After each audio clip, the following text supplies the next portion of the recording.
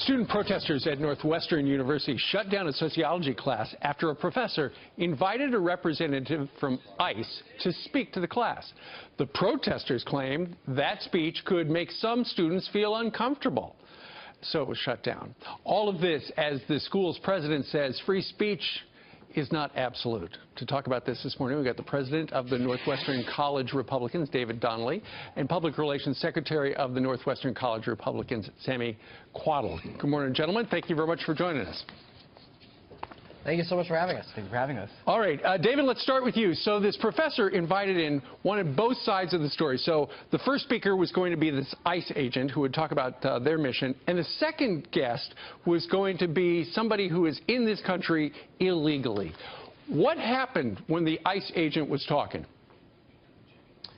Essentially what happened was that several students on campus got together and they were upset that the ICE agent was coming. They felt that it threatened undocumented immigrants who were going to Northwestern or on Northwestern's campus.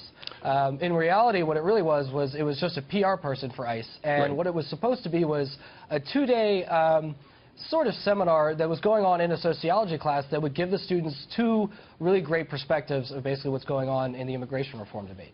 Surely, and apparently some had complained that the appearance by the ICE representative, Sammy, would make them feel unsafe, although I think the ICE representative probably felt unsafe because got a completely disrespectful reception from the class.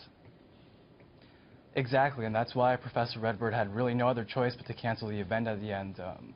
You know, the protesters were making an unsafe environment for the students, for the professor, for the guest, and really this is a very troubling trend around the whole country, where universities are becoming less safe for freedom of speech and less safe for expression and different ideas, which is really, really disappointing. It is disappointing. You go to colleges to hear all points of view. I mean, if you want to be in an echo chamber, that's easy. You can do it in your own basement.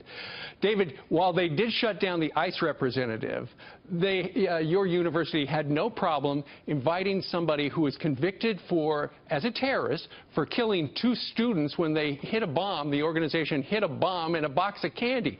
That person was able to speak on campus, weren't they? Yes, they were invited by a student group on campus, and there was also a protest by Northwestern students on that same day also, but it was more akin to what we're used to at Northwestern, which is usually peaceful protests that do not have the objective of shutting down the event.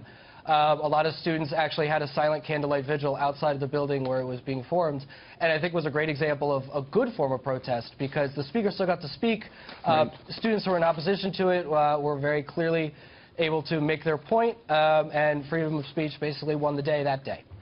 Speaking of, well, if you say so, but then I saw in the Wall Street Journal, apparently the president of Northwest said that the First Amendment, Sammy, the First Amendment is not absolute. When you heard that, did you think, wait a minute, what's going on? Where am I? Yeah, you know, this is the same, you know, I love Morty, but at the same time, I think he's really wrong about this.